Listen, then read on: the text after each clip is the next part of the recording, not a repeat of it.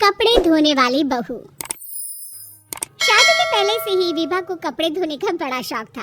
कभी नल के नीचे तो कभी तालाब के पास। अरे मेरी नीली वाली लुंगी नहीं दिख रही है।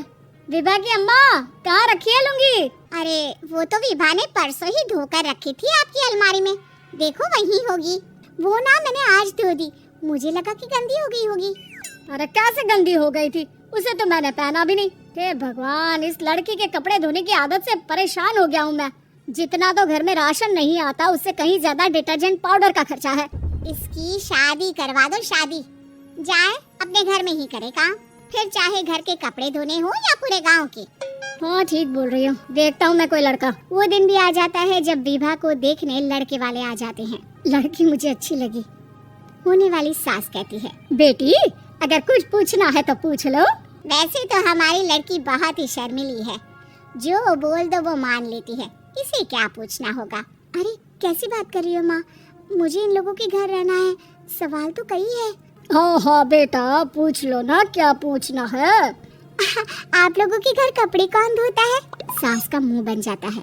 देखो अगर तुम ये कहना चाहती हो कि तुम्हें कपड़े धोने नहीं आते तो सुन लो, कपड़े मैं ही धोती हूँ, लेकिन तुम्हारे आ जाने के बाद मैं रुमाल तक नहीं धोऊंगी। अरे चुप रहना भगवान, बहू बेचारी घर आई नहीं, उसे डराना शुरू कर दिया। वो क्या है ना बिटिया, अभी तक तो ये कल्लू की माँ ही धोती थी, लेकिन अब तुम्हारे पापा तो दहेज में वॉशिंग मशीन देंगे ही।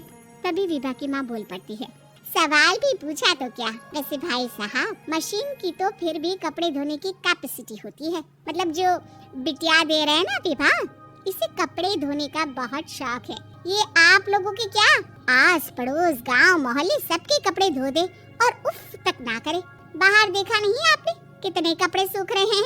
सब हमारी बिटिया ने ही तो धोए हैं। बस भी करो ना माँ, शर्म आ रही इतनी तारीफ सुनकर। और तो और एक दाग निकाल कर दिखाओ तो मान जाओ। हाँ अच्छा माफ करना बेटा, मैंने गलत समझा। हमें तो रिश्ता बहुत पसंद है। और ऐसे जुड़ जाता है रिश्ता कपड़े धोने का शौक रखने वाली विभा का।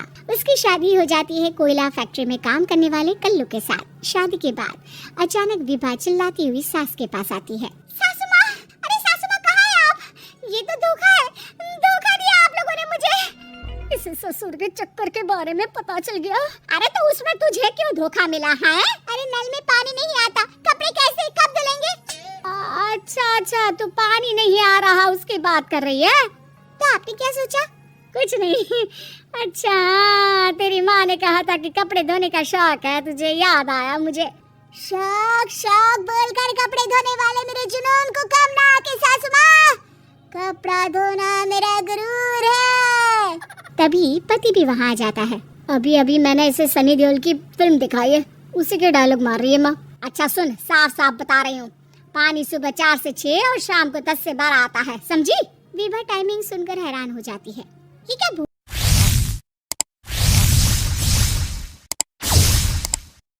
भूतों का मोहल्ला है?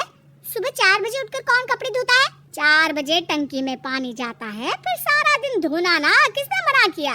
अरे कैसे बात कर रही है? 200 लीटर की टंकी में कितने कपड़े धो लूंगी मैं? सुबह ही उठ जाऊंगी मैं। अब क्या था, विभा सुबह 4 से लेकर रात के 12 बजे तक कपड़े ही धोती रहती। एक रोज सास पड़ोस से निकलकर कहीं जा रही होती है कि साथ वाली कहती है, हाँ कल्लू की माँ, जरा ये बताओ कि 2 साड़ी है, 2 ब्लाउज और एक पेटीकोट और एक नाड़े वाला लंबा कच्छा। हाँ तो? अरे तो क्या कितना लोगी धुलाई, ये बताओ। धोबन दिख रहे हैं हम क्या? हमारे पति सरकारी नौकरी से अभी रिटायर हुए हैं और बेटा सुपरवाइजर है कोयला फैक्ट्री में। धोबन समझ रखा है हमें? हाय रे कल्लू की अम्मा, माफ कर दो, वो तो मोहल्ले में यही सब बता रहे थे कि तुमने बहू को कपड़ा धुलवाने के काम में लगा दिया है। सास को पड़ोसन की बात सुनकर गुस्सा आ जाता है। वो घर पहुंचती है जहां घर के बाहर ही इतने सारे कपड़े सूख रहे होते हैं जितने कि किसी धोबन के घर पर। अरे ओ कल्लू की दुल्हन, बाहर निकल। माँ जी यहीं आ जाओ, बाथरूम में चादर धो रहे हैं हम। अरे अभी हम धोते हैं, तुमको बाहर निकलो। ये आस पड़ोस वाले बोल रहे हैं कि हम बहू से कपड़े धुलवा कर उसे कपड़ा धोने वाली बना दिए हैं। अरे छोड़ो ना माँ जी, किन लोगों की बातों में आती हो? आस पास के लोगों का तो काम ही होता है कि वो किसी तरह सास बहू को लड़ा दे। बहू सारे घर के कपड़े धोती है, ये क्या कम है? बोलिए। सास को भी लग जाता है कि वो बहू का ये सनकीपन नहीं छुड़वा सकती, इससे अच्छा है कि खुद ही चुप हो जाए। एक रोज सास और बहू मंदिर जाते हैं, जहाँ सास की साड़ी वहाँ खड़ी भीख मांगने वाले से मिलती है। माँ जी क्या बात है, आपकी साड़ी उस भिखारन से कितनी मिल रही है ना? हाँ हाँ देखो तो दोनों की साड़ी मिल रही है। क्या बात है कल्लू की अम्मा, तुम खुद को तो अफसर की बीवी बताती हो और ऐसी सिंपल सी प्लेन साड़ी पहनकर घूमती हो। सिंपल और प्लेन नहीं है ये साड़ी। तो क्या सोने के धागे से फूल बने हैं? कुछ भी सासू माँ, कुछ भी। हाँ बने थे इस साड़ी में सोने के धागे से फूल। मेरे पति लेकर आए थे मद्रास से स्पेशली मेरे लिए 10,000 की।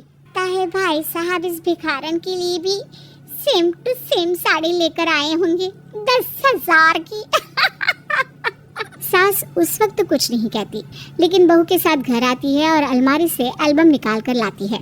ये साड़ी देख रही है, ये वही साड़ी है जिसे मैंने अभी पहना था। इस साड़ी में ये जो चमकदार फूल दिख रहे हैं ना, ये सोने के धागों से काढ़े गए हैं। लेकिन तू लोकल वॉशिंग मशीन ब्रश से घिस घिस कर सारे फूलों को निकाल कर साड़ी प्लेन कर दी। मुझे माफ कर दीजिए सासू माँ। और तो और, जब मैंने तुझे तेरी गलती के लिए कुछ नहीं कहा, लेकिन तूने तो सबके सामने मेरा मजाक ही बना दिया। क्यों? बहू को समझ में आ जाता है कि अब से उसका कपड़े धोना बंद।